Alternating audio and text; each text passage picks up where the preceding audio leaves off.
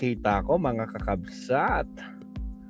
Punto diretso. Punto diretso yung pinaka-latest. Tagumpay ba o bigo ang ICI? Ano ang nangyayari ngayon?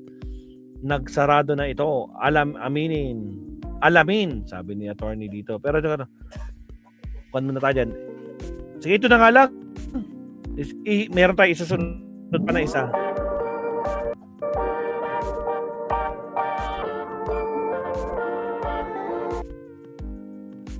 Pasok, attorney. Bawasan natin yung background music ng konti. Alright. Ayan, okay na. Tagumpay ba o bigo ang ICI? Ano ang mangyayari ngayon? Nagsara na ito. Alamin natin kay Attorney Enzo Recto. Wala nang maraming paligoy-ligoy pa. Diretso sa punto na. Maiksi lang ang komentaryo, pero diretso sa punto. Maraming kuro-kuro. May tiwali, may totoo. Dito, sa puntong diretso tayo. Punto, diretso. Okay, ayan mga kabunyog. Tapos na. Tapos na ang ICI. Nag-fold up na. Nagsarado na. Noong March 31.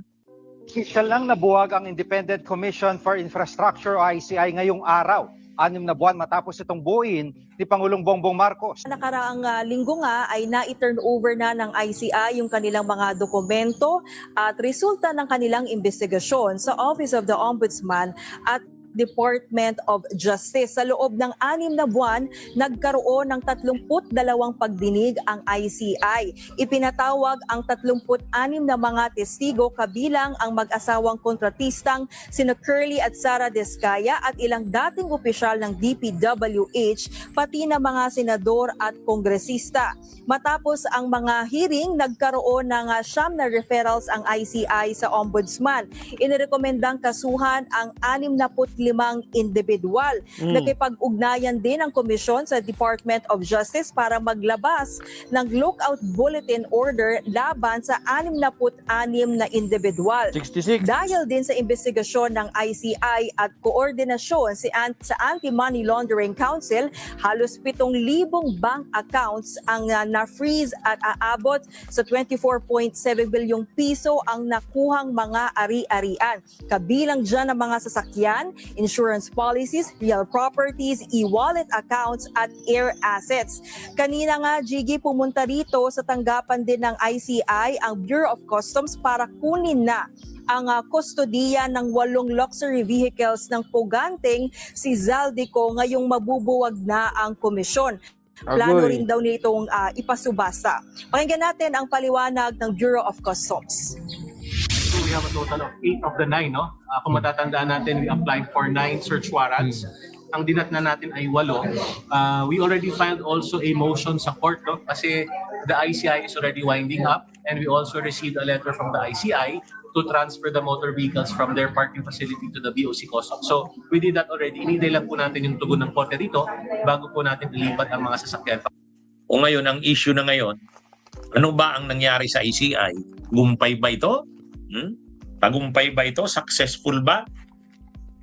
Naging matagumpay ba ang ICI sa mission nito, sa trabaho nito?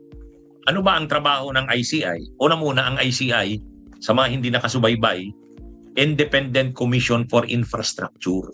Di ba nung kasagsagan ng mga anomalya sa flood control, ang ginawa ng Pangulo, nagbuo ng isang body, ahensya.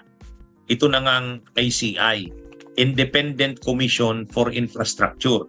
Bakit Independent Commission? Kasi hiwalay ito sa iba pang mga commissions. Ang trabaho lang talaga nito ay mag-imbestiga. Mag-conduct ng mga hearings, mag-conduct ng mga investigations tungkol sa mga anomalya, lalo na sa flood control. At kapag mayroon na itong mga resulta ng investigasyon, mag-recommend ito sa Ombudsman, sa DOJ, kung kakasuhan, sinong dapat kasuhan, anong rekomendadong kaso, yan yung role ng ICI. Ngayon, 3 ang mga officers nito, chairman, 2 commissioners. Ang problema kasi nito, sa simula pa lang, bandang mga September pa lang, nag-resign na yung isang commissioner, si Babes Singson, dating DPWH Secretary nung panahon ni Pinoy. Malaking kawalan kaagad yun. Kasi maraming nalalaman si Babes Singson dating DPWH Secretary yun. Ang naiwan na lang dalawa.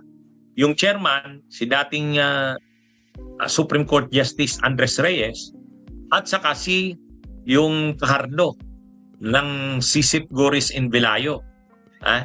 Auditor yun.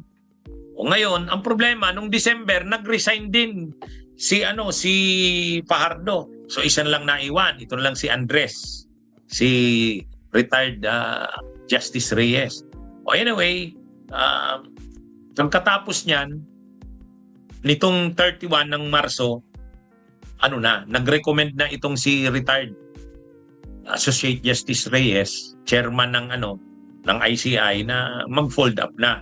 Kaya yung mga records, tinurn over na sa Ombudsman, tinurn over sa DOJ. Kumbaga, tapos na yung trabaho daw ng ICI. So ngayon, ang tanong, tapos na nga ba ang trabaho ng ICI? Sa totoo lang, hindi. Sa totoo lang, hindi. Dapat nga hindi pa tinapos ang ICI. Unang-una, ano ba ang mga naimbestigahan na mga kaso ng anomalya sa flood control? Bulacan lang naman saka Oriental Mindoro, tapos yung Occidental. Yan lang. Ay hindi lang naman yan yung mga kaso sa anomalya sa flood control. Sa buong Pilipinas, maraming anomalya sa flood control. Hindi na yun naimbestigahan. Pangalawa, ang pangalan niya, Independent Commission for Infrastructure. And yet, hindi naman naimbestigahan yung ibang anomalya sa infrastructure. Yung mga anomalya sa mga kalsada, yung mga anomalya sa mga tulay. Ito, flood control lang ito Hindi lang naman ang flood control ang infrastructure. Kaya wala kapos. Una, hindi naman naimbestigahan yung iba pang mga anomalya sa flood control sa ibang lugar ng Pilipinas. Napakarami rin yan. Pangalawa, hindi lang naman flood control ang may anomalya. Hindi rin naimbestigahan. Kaya dapat sana talaga, pag-resign ng dalawang commissioners, pinalitan. Tapos dapat nagtuloy-tuloy pa. Kaya lang, mukhang wala na talagang planong isarado na Kaya hindi na nag-appoint ang Pangulo ng kapalit doon sa dalawang nag-resign. Pero okay naman sana yan.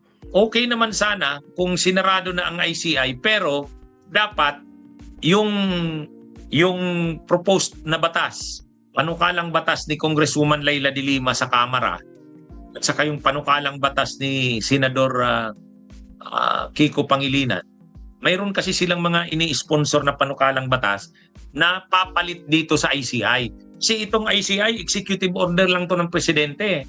Dapat talaga creation ng batas ng Kongreso para may pangil. Bibigyan sana ng subpoena powers, contempt powers, so yung mga ganun. Para talagang may pangil yung pag-iimbestiga kapag hindi ka umattend.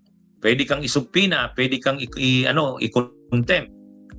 Magagawa lang yan kung batas talaga ng Kongreso ang nag-create ng body. Ito kasi created lang ito ng executive order ng presidente. So anyway, dapat sana kung hindi naman i-revive na, kung hindi na magtutuloy-tuloy ang ICI, yun na sana yung pinasa sa Kamara, yung kay Leila de Lima na panukalang batas. Ganon din yung panukalang batas ni Kiko Pangilinan. Kasi kung nakalusot yun, okay lang, isarado na yung ICI. Ito naman, mas magaling to kasi created by law. Pangalawa, mas may pangil ito. Pangatlo, may budget talaga ito. Yun sana, mas makapangyarihan yun. At kung na-create sana yun, itong mga kurap, matatakot. Ngayon, hindi ba duplication ang Ombudsman? Hindi ba duplication ang DOJ, ang NBI? Dito sana sa bubuuin na ito na panukalang batas tungkol sa independent na ito na komisyon laban sa korupsyon sa infrastructure. Hindi naman Kasi ang Ombudsman naman, prosecutorial yan, ibig sabihin pagsampa ng kaso. Pwede ring mag-investigate ang Ombudsman, pero kung may ahensya ng gobyerno nag-i-investigate sa mga anomalya sa sa infrastructure, tapos makikipag-ugnayan sa Ombudsman, mas malaking tulong sa Ombudsman. Ganun din sa part ng DOJ. Ang NBI din naman kasi ang daming iniimbestigahan, hindi lang naman anomalya eh. Samantalang kung mayroon talagang permanent body na mag-iimbestiga ng mga anomalya, hindi lang sa flood control kundi pati pa sa ibang infrastructure, mas maganda. Kaya lang mukhang ayaw nila na magkaroon ng ganong independent permanent body kasi mababantayan talaga ang corruption eh. At saka yung iba-ibang lugar sa Pilipinas may iimbestigahan na yan. Pero dapat ipaglaban yun. Dapat ipaglaban yun. Anyway, o yan mga kabunyog. Kaya kung tatanungin tayo, successful ba ang ICI? May nagawa naman ito pero sa tingin ko hindi naging successful ito. Hindi naging successful ito. Okay, mga kabunyog, mga Alright. kabayan, magandang araw sa inyong lahat. Salamat, Attorney Enzo. Bunyog! Halika! So, mga kabsat, sa tingin nyo, tagumpay ba o bigo ang ICI na mga kabsat, no? Total, tapos na to mga kabsat. So, comment down below mga kabsat. Alright, next topic tayo. Kay Attorney Enzo pa rin tayo mga kabsat. Silipin pa natin yung iba. Naku po.